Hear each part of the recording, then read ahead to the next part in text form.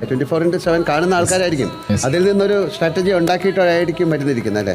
ഇല്ല, ആൾക്കാരെ മനസ്സിലായിട്ടില്ലേ? എല്ലാരും മനസ്സിലായിട്ടുണ്ട്. ഇതാ എന്റെ സാമ്രാജ്യത്തിന്റെ കീയും ബാധ്യതകളുടെ ലിസ്റ്റും എല്ലാം ഇനി നീ തീർക്കണം. ഇത്രയധികം ബാധ്യത അത് എന്തായാലും കേറി, അതും ലാലേട്ടന്റെ മുന്നില്. അതാണ് ഏറ്റവും രസം. അഭിനയ കുലപതി, അഭിനയ തമ്പുരാന്റെ മുന്നിൽ ഇനി ഒരു 6ാം തമ്പുരാൻ. കിടക്കട്ടെ, എന്നെ കൊണ്ട് ഇതൊക്കെ അല്ലേ പറ്റുള്ളൂ. അതെ, 6ാം തമ്പുരാൻ. നമ്മളെ സായിനെ ഏറ്റവും അവസാനമാണ് വിളിച്ചത് 6ാമത്തെ ആള്, 6ാം തമ്പുരാനായിട്ട്. വല്ലാതെ പറഞ്ഞോ, പൊക്കി അടിച്ചു. 6ാം തമ്പുരാൻ കപ്പും കൊണ്ടുവരും എന്നുള്ളത് നമുക്ക് ഇനി ആ ഒരു 100ാം സ്പെഷ്യൽ ആയിട്ടൊന്ന് പറഞ്ഞിട്ടുണ്ട്, 100ാം ദിവസം കാണാന്ന് പറഞ്ഞിട്ടുണ്ട്. അതെ, അറിയാലോ, നിങ്ങൾ വിചാരിക്കണല്ലേ സാധനം കൊണ്ടേ പോരും. അപ്പൊ കപ്പും കൊണ്ടേ ഞങ്ങൾ എന്തായാലും ഇങ്ങോട്ട് പോരുള്ളൂ.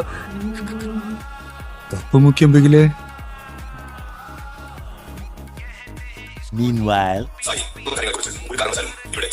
നമ്മുടെ സായി കൃഷ്ണൻ സീക്രട്ട് ഏജന്റിന് എന്തിൻ്റെ കേടായിരുന്നു എന്നാണ് ഞാൻ ആലോചിക്കുന്നത്. പുറത്തെ കാര്യങ്ങൾ ഒന്നും വിടാതെയും ജാസ്മിനോട് തുറന്നു പറഞ്ഞിരിക്കുകയാണ്. ഒന്നുപോലും വിടാതെ എല്ലാ കാര്യങ്ങളും പറഞ്ഞു കൊടുത്തിട്ടുണ്ട്.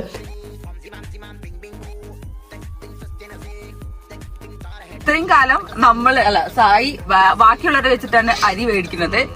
ഇനി ഞങ്ങൾ സായിന്റെ വൈഫും ഫ്രണ്ടും സായിനെ വെച്ചിട്ട് അരി മേടിക്കാൻ പോവാണ്. ഞങ്ങൾക്കും കുറച്ച് അരി വേണം. ഇപ്പൊ കുറെ കാലായി അരി മേടിക്കണം. സായിനെ വെച്ച് ഞങ്ങൾ ഇനി അരി മേടിക്കും. ഇത് സായി വരുമ്പോഴത്തേനും ബിരിയാണി ആവും ഞങ്ങൾക്ക്.